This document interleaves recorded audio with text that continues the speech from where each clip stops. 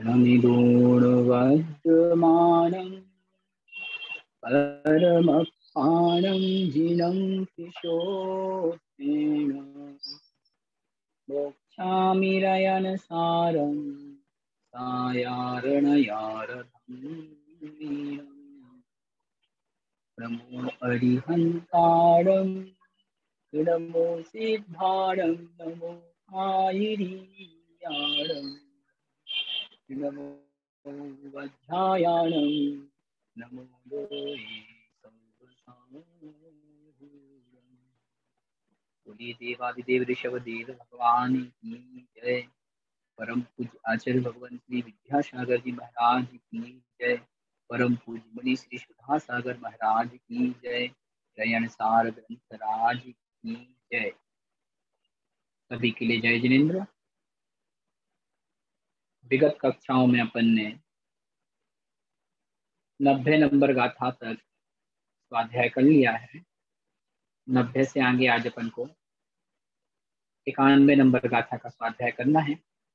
सभी अपनी अपनी पुस्तकें खोल लें और 91 नंबर गाथा निकाल लीजिए।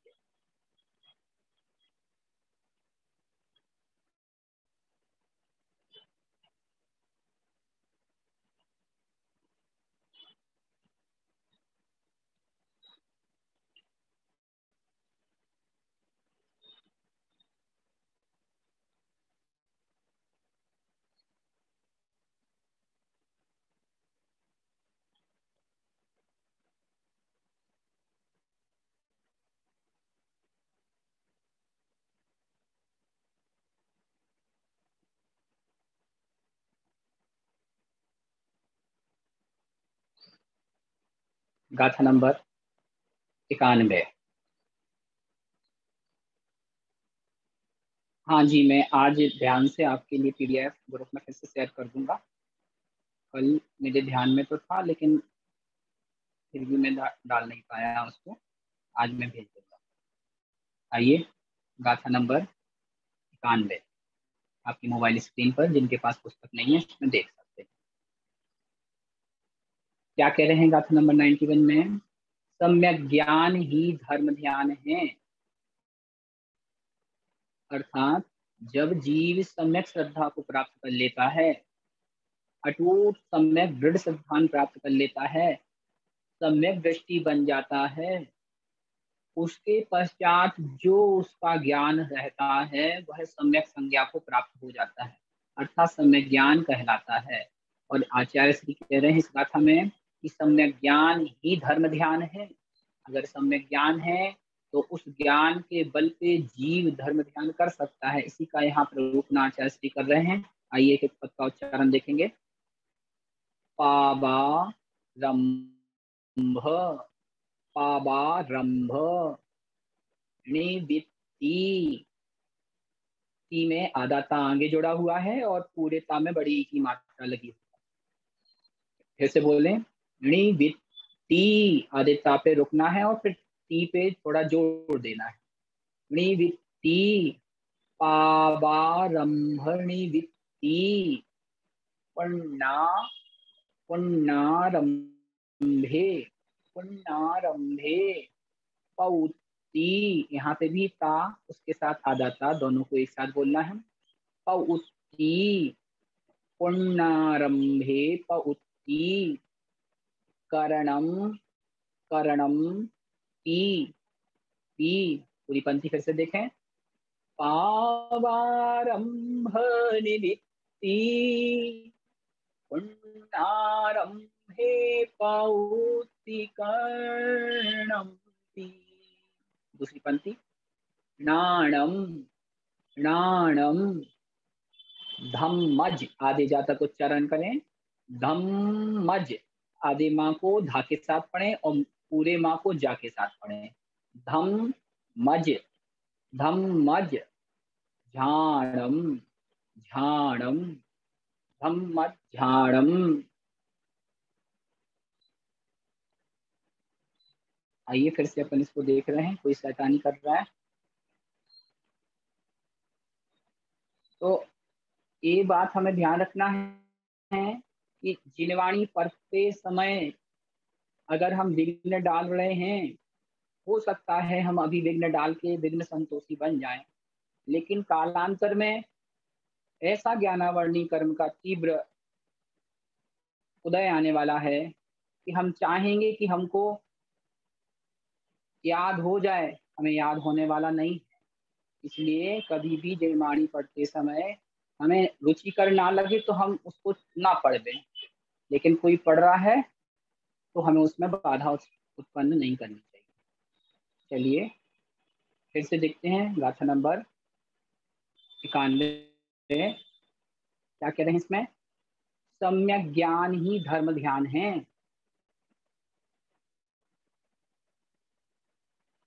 आइए पहली पंक्ति अपन ने पढ़ ली थी, फिर से देखते हैं। पावारंभणि वित्ति पुण्णारंभे पौत्तिकरणं हि ज्ञानं धम्मध्यानं ज्ञानं धम्मध्यानं जिण जिण भणियं भणियं सौव सौव जीवाणं जीवाणं। पूरी पंक्ति फिर से देखें। ज्ञानं धम्मध्यानं जिनभणीयं सर्वजीवाणं। पूरी गाथा फिर से उच्चारण करें।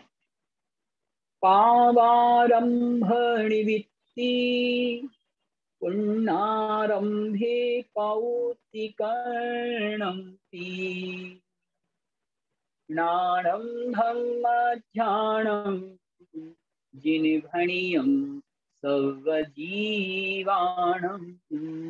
फिर से देखें। पावारंभणि वित्ति पुण्णारंभे पौत्तिकरणं हि ज्ञानं धम्मध्यानं जिनभणीयं सर्वजीवाणं। आइए प्रत्येक पद का अर्थ अपन अन्वयार्थ से पूर्व में देखेंगे, फिर गाथा से अपन उसको लगाते। क्या कह रहे हैं? गाथा के अंतिम पद पे आप पहुंच जाइए। क्या लिखा गाथा का अंतिम पद? सब जीवाणम। सब यानी सभी, जीवाणम यानी जीवों के लिए, सब जीवाणम सब जीवों के लिए, पावारंभ निवृत्ति। अब इसको अपन संस्कृत में जब बदलेंगे तो क्या निकलेगा? पापारंभ निवृत्ति, अर्थात पाप के आरंभ से निवृत्ति, पापारंभ से निवृत्ति। और फिर क्या कहा? पुण्यारंभे, पुण्यारंभे अर्थात पुण्य के कार्यों में प्रवृत्ति, पुण्यारंभे यानी पुण्य कार्यों में पौत्तिकरणम, पौत्ति अर्थात प्रवृत्ति, करणम यानी करना, प्रवृत्ति कराने का हेतु भी ज्ञानम, ज्ञान है, ज्ञान अर्थात ज्ञान है। अतः ज्ञान को ही धम्मध्यानम, धर्म ध्यान, धम्मध्यानम अर्थात धर्म ध्यान मतलब ज्ञान कहा गया है। किनके द्वारा कहा गया है? जिन भणियम, जिन अर्थात जिनेन्द्र भगवान के द्वारा, भणियम अर्थात उक्तम कहा गया है। फिर से देखें, पहली पंक्ति के प्रथम पद पर गाथार्थ से अर्थ लगाएंगे। पावारंभ निवृत्ति पुण्णारंभे पौत्तिकरणम भी, अर्थात पापारंभ से निवृत्ति अर्थात पापारंभ को छोड़ देना, और पुण्यारंभे पौत्तिकरणम, और पुण्यारंभ में प्रवृत्ति करना अर्थात पुण्य का आरंभ कर देना ही ज्ञानम, ज्ञान है। और ज्ञान को क्या कहा गया? ज्ञानम धम्म ध्यानम, और ज्ञान ही धर्म ध्यान है। यह किसने कहा है? जिन भणियम, यह जिनेन्द्र भगवान के द्वारा भणियम यानी कहा गया है। आइए इसको एक तरह से और अपन अर्थ कर सकते हैं। जिन भणियम पद को सबसे आगे लगा लीजिए तो क्या बनेगा? फिर से देखते हैं। जिन भणियम, जिनेन्द्र भगवान ने कहा है, क्या कहा है? सब जीवाणम, सब जीवों के लिए। जिनेन्द्र भगवान ने सब जीवों कहा है, क्या कहा है? सब जीवों के लिए, सब जीवाणम पावारंभ निवृत्ति पुण्यारंभे पौत्रीकरणम पीणाणम, अर्थात पाप पर आरंभ से निवृत्ति और पुण्यारंभ में प्रवृत्ति करना ही ऋणाणम अर्थात ज्ञान है। और ज्ञानम ऋणाणम धम्मज्ञानम, और ज्ञान ही धर्म ध्यान है। यह किसने कहा? जिनेंद्र भगवान ने कहा। तो ये हमें निश्चय कर लेना है कि हमने सम्यक ज्ञान प्राप्त कर लिया तो उसका फल हमारे पास होना चाहिए। उसका फल क्या है? जो ज्ञानी है, जो सम्यक ज्ञानी है, वह पापारंभ से निवृत्त रहेगा। पापारंभ में प्रवृत्ति नहीं करेगा और पुण्य के कार्यों में अपनी प्रवृत्ति को निरंतर बढ़ाए रहेगा। क्योंकि आचार्यों ने ऐसा ही कहा है कि ज्ञान का फल पापारंभ से निवृत्ति और पुण्यारंभ में प्रवृत्ति जानना, और वही ज्ञान धर्म ध्यान है। ऐसा जिनभणियम जिनेंद्र भगवान के द्वारा कहा गया है। ये इसका विशेषार्थ देख रहे हैं अपन। अर्थ, जिनेंद्र देव ने समस्त प्राणियों के लिए ज्ञान को ही धर्म ध्यान कहा है, क्योंकि हिंसा आदि 5 पाप रूप आरंभ का त्याग व 6 आवश्यक रूप पुण्य कार्यों में प्रवृत्ति ज्ञान से ही होती है। स्व पर तत्व का ज्ञाता, स्वाध्याय करने वाला सम्यक दृष्टि जीव ज्ञानी है। उस ज्ञान के फल से ज्ञानी के सकल पदार्थों का बोध और हित अहित का बोध, भाव संबर, नवीन नवीन संवेग और मोक्ष मार्ग में प्रवृत्ति और मोक्ष मार्ग में स्थिति अथवा प्रवृत्ति, और छठवां क्या कहा? तप की भावना, और सातवां अन्य दिक, ये 7 गुण प्रकट होते हैं। इसलिए गुणों से, ये कुछ पद मिस हो रहा है, क्या लिखा है इसमें? उत्पन्न होना चाहिए। गुणों से संपन्न वह पाप का त्याग कर पुण्य में प्रवृत्ति करते हुए पुण्य पाप रहित शुद्ध अवस्था की ओर लक्ष्य बनाए रखता है। इसलिए आचार्य देव बार बार कहते हैं नाणम पयासम, अर्थात नाण यानी ज्ञान का, पयासम यानी प्रकाश करो। इस प्रकार से विशेष अर्थ हमें जान लेना चाहिए। आगे क्या कह रहे हैं, आइए। गाथा सरल है, 5 नंबर गाथा देख रहे हैं अपन।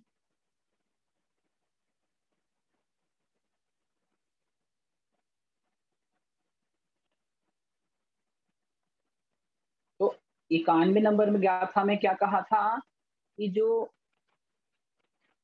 सम्यक ज्ञान है वह सम्यक ज्ञान ही धर्म ध्यान कहलाता है, क्योंकि सम्यक ज्ञान की प्रवृत्ति होने पर ही जीव पाप आरंभ से बचता है और पुण्य आरंभ में अपनी प्रवृत्ति करता है। ठीक है।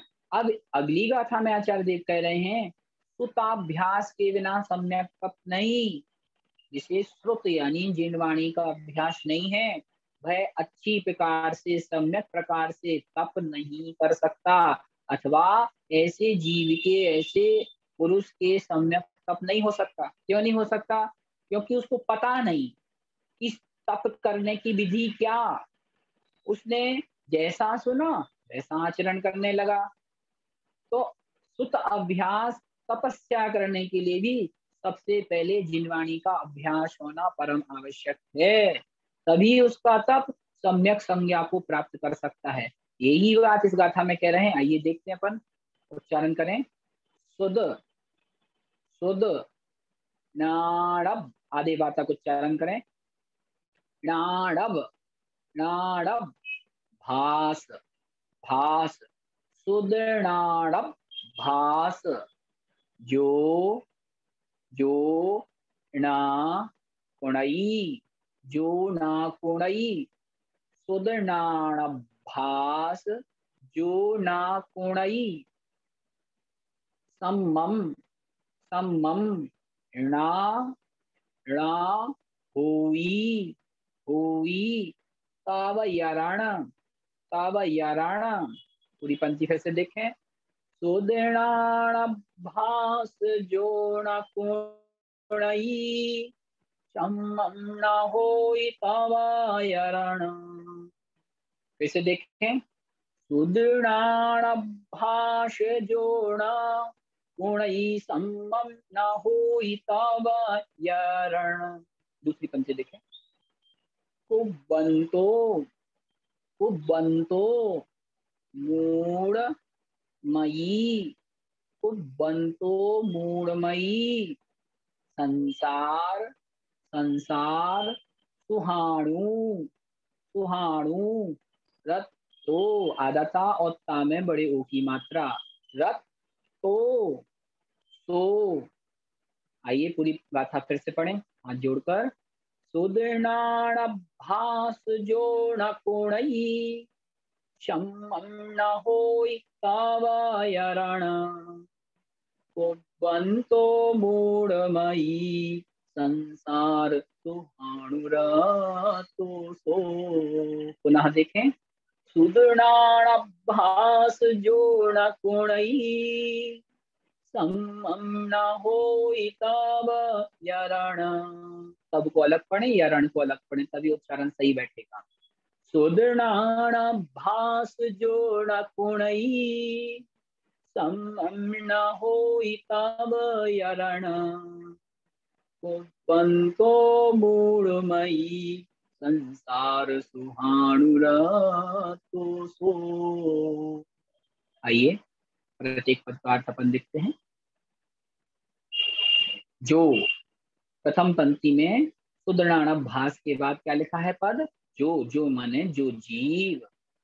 सुदृढ़ अभ्यास अर्थात सुत ज्ञान के अभ्यास का या सुत ज्ञान का अभ्यास ना कुणई, ना यानी नहीं, कुणई यानी करता है।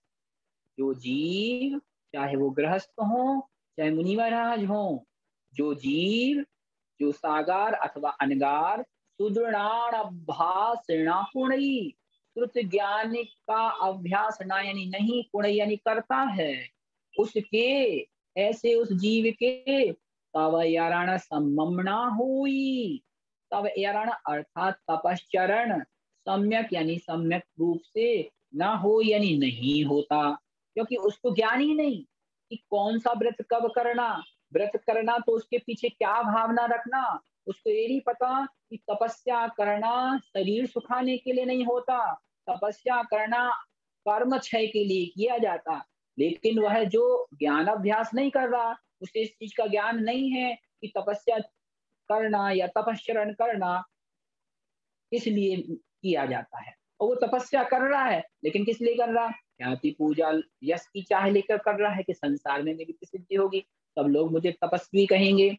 तो अगर कोई तप कर रहा है तो वह उसका तप उसको उसके लक्ष्य पे पहुंचाने वाला नहीं हो सकता। तो इसीलिए इस गाथा में आचार्य श्री कह रहे हैं, जो जो जीव, चाहे वो मुनि महाराज हो चाहे गृहस्थ हो, जो जीव सुदृढ़ अभ्यास ना कुणई, श्रुत ज्ञान का अभ्यास ना यानी नहीं, कुणई यानी करते हैं, उनके तव यरण सम्मम ना हुई, उनके तव यरण यानी तपश्चरण या तपस्या या उनके तप व्रत आदि सम्यक यानी अच्छी तरह से ना यानी नहीं होते हैं।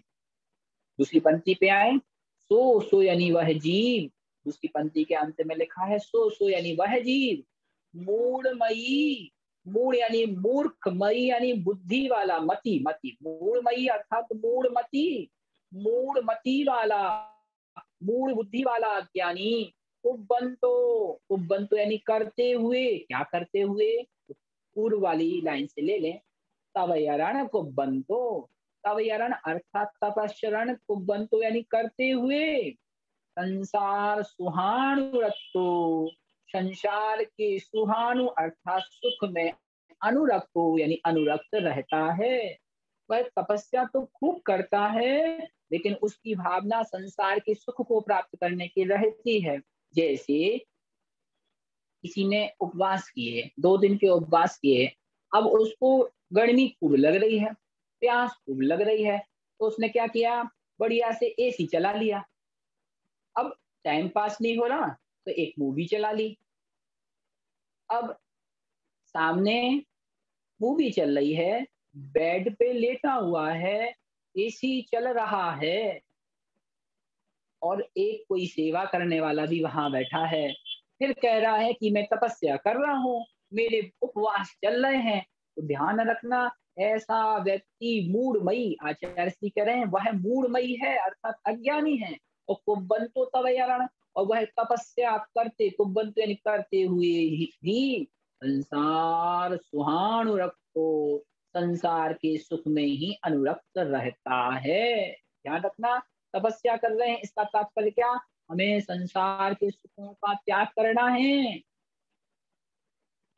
किस लिए करना है, कर्म क्षय के निमित्त हमें संसार सुखों का त्याग करना। लेकिन वहां वो जीव क्या कर रहा, क्यों क्यों कर रहा, क्योंकि उसको उस तत्व का ज्ञान ही नहीं, उसने कभी सुख ज्ञान पढ़ा ही नहीं, शास्त्रों को पढ़ा ही नहीं कि उसे समझ में आता कि तपस्या क्यों की जाती है, रसों का परित्याग क्यों करना पड़ता। जैसे किसी ने नमक का त्याग किया, ठीक है, उसने रस परित्याग कब किया, तो अब रस परित्याग किया, नमक का त्याग किया रविवार के दिन। अब उसने उसका ऑप्शन ढूंढ लिया क्या, शक्कर, मीठा। नमक त्याग कर दिया, उसके ऑप्शन में उसने क्या ले लिया, शक्कर से काम चला लिया।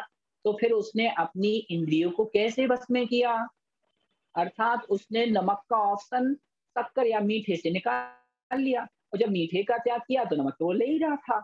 तो इस प्रकार से वह उसका ऑप्शन ढूंढ के रखता है। जैसे किसी ने हरी सब्जी का त्याग किया कि मैं भादवों में अथवा चौमासे में हरी सब्जी नहीं खाऊंगा, अब उसके लिए उसने क्या किया, गर्मी के सीजन से ही उसने भिंडी को सुखा के रख लिया, ठीक है ना।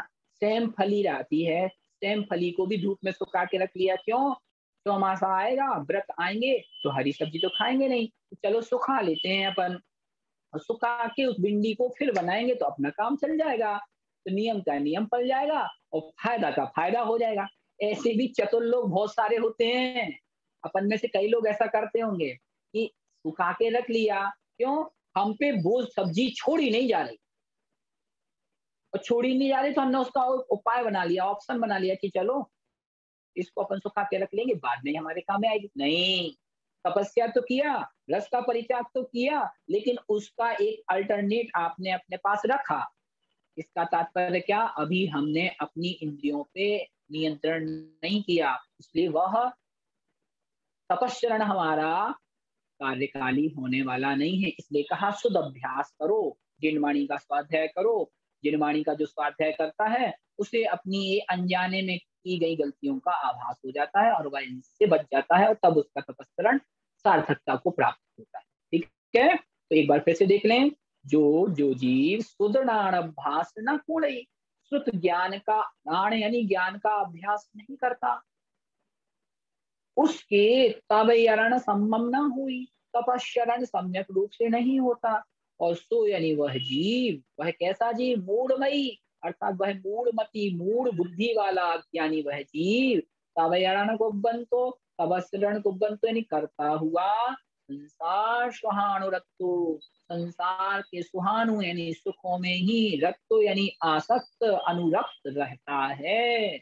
इस प्रकार से वह अपने तप को सम्यकतया नहीं कर पाता है। इसलिए कहा, उन प्रत्येक जीवों को जो तपस्रण करना चाहते हैं, आत्म कल्याण करना चाहते हैं, सबसे पहले सुत का अभ्यास करें, जिनवाणी का स्वाध्याय करें, चरणानी योग के ग्रंथों को पढ़ें, प्रथमानी योग के ग्रंथों को पढ़ें, तब कहीं जाके हम अगर कोई क्रिया करेंगे तो वो क्रिया हमारी सार्थकता को प्राप्त होगी। इस प्रकार से जानना। आइए अगली गाथा, गाथा नंबर 93। विशेष अर्थ इसका सामान्य है, आप पढ़ सकते हैं पीडीएफ से, इसलिए मैं उसको नहीं पढ़ रहा हूँ। 93 नंबर का, मुनिराज तत्व चिंतक होते हैं। ध्यान रखना, जो मुनि बनेंगे, जो श्रावक मुनियों के व्रत को ग्रहण करेंगे, वे तत्व का चिंतन करेंगे। ध्यान रखना, आप आचार्य श्री विद्यासागर मुनिराज को देखते हैं, और भी भारत में कई और मुनिराज भी हैं जो अपनी आत्मचिंतन में हमेशा मग्न हुआ करते हैं। हजारों लोग उनके दर्शन करने के लिए बैठे रहते हैं। हाँ, ठीक कह रहे हैं आप। तो हजारों लोग उनके दर्शन करने के लिए बैठे रहते हैं, लेकिन उनकी दृष्टि हजारों पे नहीं जाती। उनकी दृष्टि अपने आत्म तत्व पर रहती है। तो कहा मुनिराज अगर हैं तो वो तत्व चिंतक होंगे। समझ रहे हो? ये व्याप्ति बना के रखो कि मुनि हमेशा तत्वों का चिंतन। तत्व कितने होते हैं? 7 तत्व होते हैं। कौन कौन से? जीव, अजीव, आश्रव, बंध, संबर, निर्जरा और मोक्ष। इन 7 तत्वों का चिंतन मुनिराज हमेशा करते हैं। कैसे करते हैं? यह जीव जुदा है और अजीव जुदा है। शरीर अजीव है और उसमें विराजमान जो जीव है वह पृथक तत्व है, और शरीर पृथक है। दोनों का चिंतन करते, दोनों के स्वरूप के बारे में सोचते कि शरीर तो नष्ट हो जाएगा, शरीर की वृद्धावस्था तो आएगी, लेकिन आत्म तत्व की कभी वृद्धावस्था आने वाली नहीं है। इस प्रकार से वो भेद विज्ञान का चिंतन हमेशा करते रहते हैं। क्यों? क्योंकि वो मुनिराज है, उन्होंने तत्व को जान लिया है। तो जो ऐसा नहीं करते उनको इस गाथा को पढ़ के सावधान हो जाना चाहिए। मुनिराज की अपेक्षा उत्कृष्ट कथन जानना, श्रावक की अपेक्षा हमें अपने हिसाब से जगन्य से कथन लगा लेना चाहिए। क्या कह रहे हैं ये देखते हैं।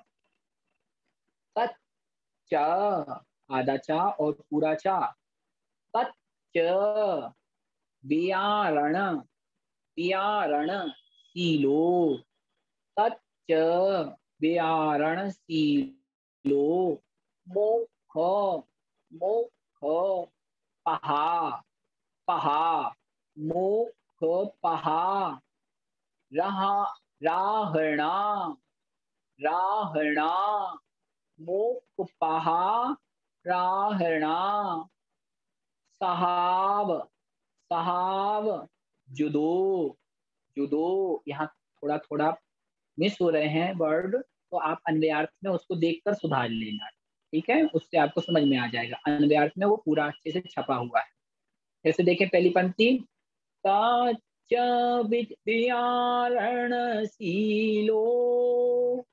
ताच वियारणशीलो मोक्षोपहा राहणा सहावजुदो। ठीक है, दूसरी पंक्ति।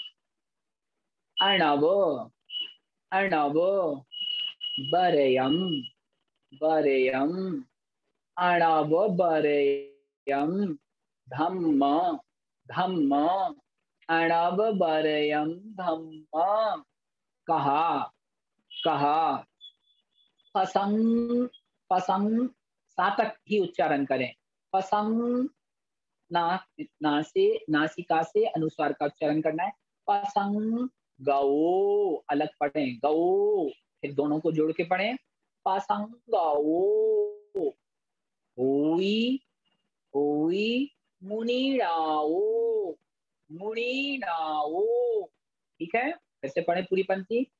अर्णव बरयम धम्म कहा, अर्णव बरयम धम्म कहा पसंगाओ होई मुनिराओ। पूरी गाथा एक साथ हाथ जोड़कर। तच्च वियारणशीलो मोक्ष पहाराहणा सहावजुदो अर्णव बरयम धम्म कहा संगौ होई मुनिनाओ। पुनः देखें। तच्च वियारणशीलो मोक्ष पहाराहणा सहावजुदो अर्णव बरयम धम्म कहा असंगो होई मुनिनाओ। आइए प्रत्येक पद का अर्थ देखते हैं अन्वय से।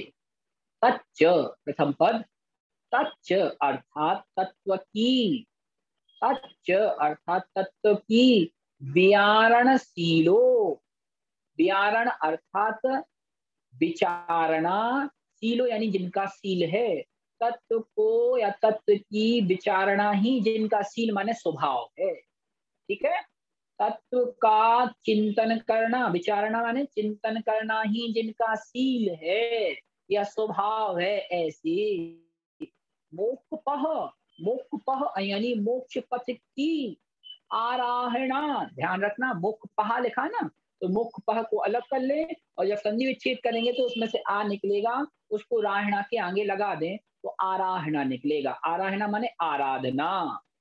फिर से देखें, तत्व वियारणशीलो, जो जीव तत्व वियारणशीलो, तत्वों के वियारण यानी चिंतन वाले, शीलो यानी शील वाला है, स्वभाव वाला है, और मोक्ष पहा, मोक्ष पथ की आराधना सहाव जुदो, मोक्ष पथ की आराधना के सहाव यानी स्वभाव से, जुदो यानी युक्तो, युक्त है। तीसरी बात क्या कही, अणवरय, ध्यान रखना अणव अलग लिखा और बरयम अलग लिखा, दोनों को जोड़ के क्या पढ़ेंगे अपन, अण वरय, अणवरयम, अणवरयम यानी अनवरतम।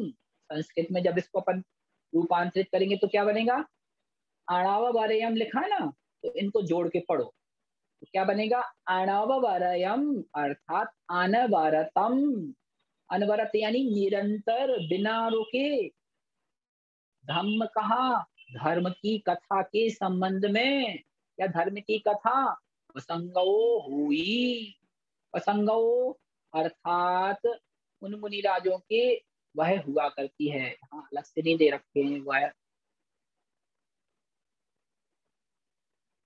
इसमें नहीं दे रखा, प्रसंगो यानी प्रसंग वाली। फिर से देखिए, अनवरयम यानी अनवरत निरंतर, धम्म कहा प्रसंगो, धर्म कथा के प्रसंग को, या धर्म कथा के प्रसंग से सहित ही मुनिनाओ हुई, मुनिराज हुआ करते हैं। मुनिराज कैसे होते हैं, मुनिराज का लक्षण समझ लें, लेकिन इस गाथा को समझना, ये मुनि के लिए उपदेश दी गई है। इस गाथा को सुन के आप मुनियों के पास नहीं चले जाना, ये नहीं कहने लगना महाराज जी मैंने तो ऐसी गाथा पढ़ी थी उसमें लिखा था तथ्य विचार वियारणशीलो मोक्षपहाराहणा सहाव जदो, कि मुनिराज वो होते हैं जो तत्वों को विचार करते करने वाले स्वभाव वाले होते हैं, मुनिराज वो होते हैं जो मोक्ष पथ की आराधना के स्वभाव से युक्त होते हैं, मुनिराज वह होते हैं जो अनवरयम यानी अनवरत, धम्म कहा प्रसंगों, धर्म कथा के प्रसंगों वाले हुआ करते हैं, ऐसे मुनिराज होते हैं। तो आपको ये उपदेश इसलिए नहीं दे रहे कि आप जाके मुनियों से ये कहने लग जाओ, ये मुनियों के लिए उपदेश है, या जो मुनि बनना चाह रहे हैं उनके लिए उपदेश है कि जब मुनि बने तो इस बात का ख्याल रखें कि मुनि का स्वभाव क्या है, अच्छे विचारणशीलो, पहला स्वभाव अच्छे विचारणशीलो, वह निरंतर सात तत्वों के विचार करने वाले सुशीलो यानी स्वभाव वाले हुआ करते हैं। और क्या है मुनियों का स्वभाव, मोक्ष पह आराधना, मोक्ष पथ की आराधना के सहाव जुदो यानी स्वभाव से, जुदो यानी युक्त हुआ करते हैं मुनि। और कैसे होते हैं मुनि, अनवरयम धम्म कहा पसंगो, अनवरयम अर्थात अनवरतम, अनवरत यानी लगातार निरंतर, धर्म कथा के प्रसंगों वाले हुई यानी हुआ करते हैं, कौन, मुनिराओ, मुनिराओ यानी मुनिराज। ठीक है, तो इस प्रकार से मुनिराज के लिए यहाँ संबोधन दे रहे हैं आचार्य भगवान कुंद कुंद कि ध्यान रखना, अपने तत्व विचार स्वभाव से विमुख नहीं होना, मोक्ष पथ की आराधना से विमुख नहीं होना, और निरंतर धर्म कथा के प्रसंगों से सहित रहना। इस प्रकार से मुनिराज के लिए उपदेश इस गाथा में दिया गया।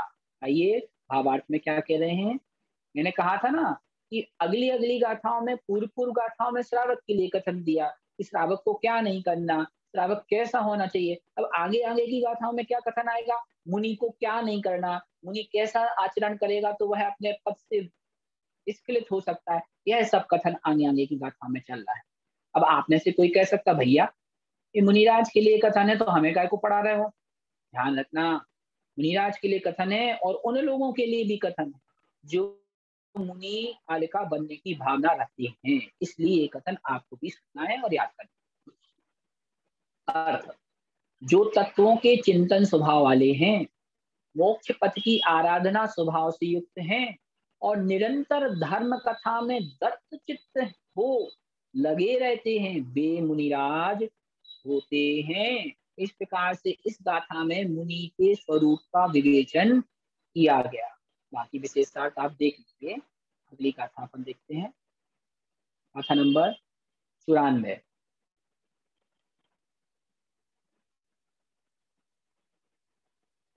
क्या कह रहे हैं इस गाथा में? पुनः मुनि की अपेक्षा से कथन। पिछली गाथा में अपन ने कहा कि मुनिराज अनवरत धर्म कथा को कहते हैं, तो इसी गाथा में 94 नंबर गाथा में भी क्या कह रहे हैं ये देखते हैं। मुनिराज की अनवरत चर्या, 24 घंटे मुनिराज कैसी कंटिन्यूअस चर्या का पालन करेंगे, यह इस गाथा में बताया जा रहा है। आइए उच्चारण करें। विकहादी, विकहादी विप्पमुक्को, विकहादी विप्पमुक्को आहा कम्माई, आहा कम्माई बिरहियो, बिरहियो रानी, रानी। कैसे देखे पूरी पंक्ति। विकहादी विप्पमुक्को आहा कम्माई बिरहियो रानी। दूसरी पंक्ति। धम्मोद, दो दा हैं, एक आधा दा, ऊपर वाला आधा नीचे वाला पूरा, तो आधे वाले को मुंह के साथ पढ़े। धम्मोद देशण, धम्मोद देशण, एक साथ पढ़े। धम्मोद देशण कुसलो, कुसलो अनुपेहा, अनुपेहा भावना, भावना जुदो, जोई, जोई। पूरी गाथा फिर से देखें।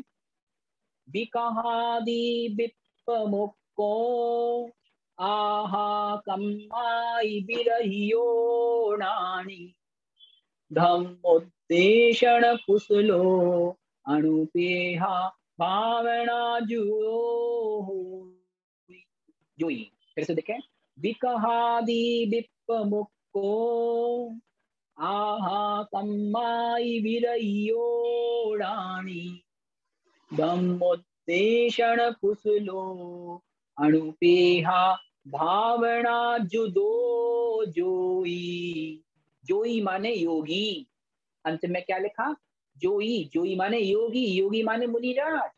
कैसे हुआ करते हैं? पहली पंक्ति पे पहुंच जाए। विकहादी विप्पमुक्को, विकहा यानी विकथादि, तो विकथाएं आपको बताई थी ना पूर्व गाथाओं में, स्त्री कथा, चोर कथा, राष्ट्र कथा, भोजन कथा।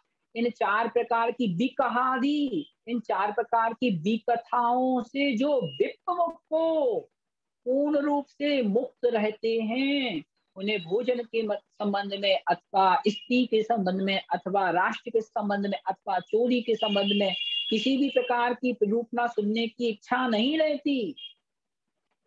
पहली बात। दूसरी बात, आहा कम्माई, आहा कम्माई यानी अधा कर्म आदि से जो रहित होते हैं। अधा कर्म माने जो कर्म निंदनीय कर्म हैं, उन कर्मों से जो रहित होते हैं। आहा कम्माई बिरहियो, अर्थात आहा कर्म यानी अधा कर्म से जो विरचित हैं या रहित हैं। नाणी, और जो सम्यक ज्ञानी हैं। और कैसे हैं? लक्षण दे रहे हैं मुनिराज के। धम्मोद्देशण कुशलो, जो धर्म के उपदेश देने में कुशल हैं। और क्या कहा? अनुपेहा भावना जुदो, और जो अनुपेहा, अनुपेहा यानी अनुप्रेक्षा, अनुप्रेक्षा कितनी होती है? 12 अनुपेक्षाएं। तो जो 12 प्रकार की अनुपेक्षा रूप भावना यानी भावनाओं से जुदो यानी युक्त, युक्त होते हैं वे जोई, वे जोगी होते हैं, योगी होते हैं। योगी माने मुनिराज कहलाते हैं। मुनिराज की चर्या बताई जा रही है, मुनि को संबोधन दिया जा रहा है कि हे मुनि, आपकी चर्या कैसी है? तो उनके लिए कुंद कुंद महाराज कह रहे हैं, जो मुनिराज या योगी विकहादि विप्पमुक्को, विकथाओं से, स्त्री कथा, राष्ट्र कथा, चोर कथा और भोजन कथा, इन 4 प्रकार की विकथाओं से मुक्त होते हैं। आहा कम्माई विरहियो, और आहा यानी अधा कर्म से रहित हुआ करते हैं। नानी यानी सम्यक ज्ञानी हुआ करते हैं। धम्मोद्देशण कुशलो, धर्म के उपदेश देने में जो कुशल होते हैं। और अनुपेहा भावना जुदो, और जो अनुपेक्षा 12 अनुपेक्षा की भावनाओं से सहित होते हैं वे जोई यानी मुनिराज हुआ करते हैं। इस प्रकार से यहाँ मुनिराज के संबंध में 4 बातों पे विशेष ध्यान देना। पहला विकथा से रहित, दूसरा अधा या निम्न कर्मों से रहित, तीसरा धर्मोपदेश में कुशल और चौथा 12 अनुपेक्षा की भावनाओं से सहित मुनिराज का आचरण इस गाथा में कहा गया है। इस प्रकार से गाथा यहीं पे अपन को देखना है। आगे देखते हैं, एक गाथा का उच्चारण करेंगे। अभी 8 बजे से एक कक्षा आलोक भैया की है जो सबको ज्वाइन करनी है। मैसेज भी आए थे कई लोगों के, इसलिए इसका उच्चारण करके अपन इसको यहीं विराम देते हैं। फिर क्या कह रहे हैं, मुनिराज कैसे होते हैं। बहुत सरल गाथा है, अपन जल्दी से इसको करते हैं। निंदा निंदा वंचन वंचन दूरो, निंदा वंचन दूरो, परिसह परिसह उपसर्ग उपसर्ग दुख सहमाणो सहमाणो। पूरी पंक्ति देखें। निंदा वंचन दूरो, परिसय उपसर्ग दुख सहमाणो। दूसरी पंक्ति। सोह सोह झाणद, आदि जा तक पढ़े। झाणद झयण झाणद झयण, सुह झाणद झयण। रदो रदो गद संगो गद संगो, होई होई मुनिनाओ मुनिनाओ। पूरी गाथा फिर से देखें हाथ जोड़कर। निंदा वंचन दूरो, परिसह उपसर्ग दुख सहमाणो। सुझाण झयण रदो, गद संगो होई मुनिनाओ। फिर से देखें। निंदा वंचन दूरो, परिसह उपसर्ग दुख सहमाणो। सुझाण झयण रदो, गद संगो होई मुनिनाओ। बहुत सरल गाथा है, अपन इसका अर्थ भी देखते हैं क्या कह रहे हैं इसमें। आइए देखें, पहले अन्वयार्थ से। मुनिनाओ यानी मुनिराज, निंदा वंचन दूरो। मुनिराज, निंदा यानी पर की निंदा, वंचना यानी दूसरे को ठगना, इससे सदा दूर रहते हैं। दूरो यानी दूर रहते हैं। और क्या कहा मुनिराज का लक्षण, परिसह उपसर्ग दुख सहमाणो। और जो परिसय 22 प्रकार के परिसय आपने तत्वार सूत्र में पढ़े होंगे, जो 22 प्रकार के परिसय, उपसर्ग यानी उपसर्गों को, दुख यानी दुखों को, सहमाणो सहन करने वाले हैं। और जो शुभ झाण झयण रदो, शुभ यानी शुभ, झाण झयण यानी ध्यान, जो शुभ झाण यानी ध्यान और अध्ययन यानी अध्ययन। कैसे देखें। और जो शुभ यानी शुभ, झाण माने ध्यान और अध्ययन माने अध्ययन में, रदु यानी रत रहते हैं। और गद संगो, गत यानी जो रहित हो गए हैं, संगो यानी परिग्रह से, जो अंतरंग बहिरंग परिग्रह से गत यानी रहित हो गए हैं, ऐसे मुनिनाओ हुई, ऐसे मुनिराज हुआ करते हैं। मुनिराज का लक्षण क्या बताया गाथा में। गाथा से फिर से देखें, बहुत सरल गाथा है, एक एक पंक्ति अपना अर्थ दे रही है। क्या कह रहे हैं, मुनिराज कैसे होते हैं। निंदा वंचन दूर, जो निंदा दूसरे की निंदा करना, वंचना यानी दूसरों को ठगना, इसके स्वभाव से दूर यानी दूर हैं। और दूसरी बात क्या कही, परिसह उपसर्ग दुख सहमाणु, जो परिसह जन्य 22 प्रकार के परिसय से उत्पन्न होने वाले और उपसर्ग के दुखों को सहमाणु यानी सहन करने वाले हैं। और कैसे हैं मुनिराज, सुह झाण झयण रदो, और जो सुह यानी शुभ, झाण यानी ध्यान में, और अध्ययन यानी अध्ययन में ही रतो यानी रत रहते हैं, निरंतर शुभ ध्यान और अध्ययन करते रहते हैं।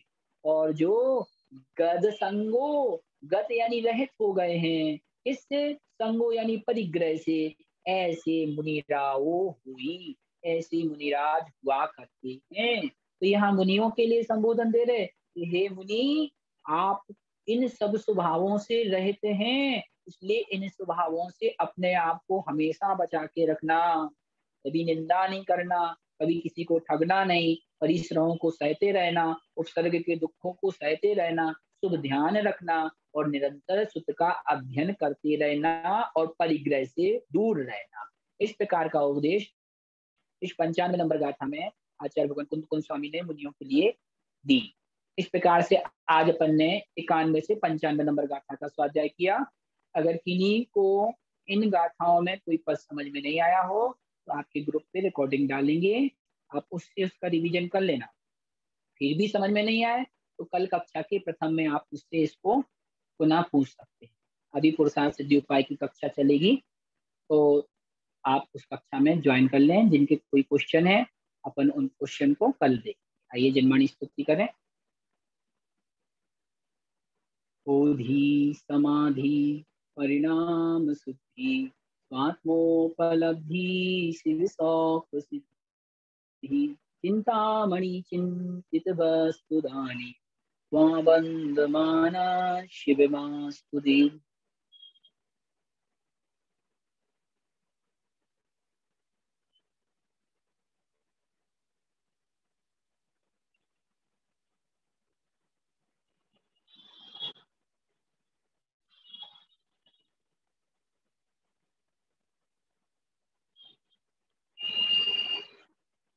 पादसांग जिनमाणी माता की जय।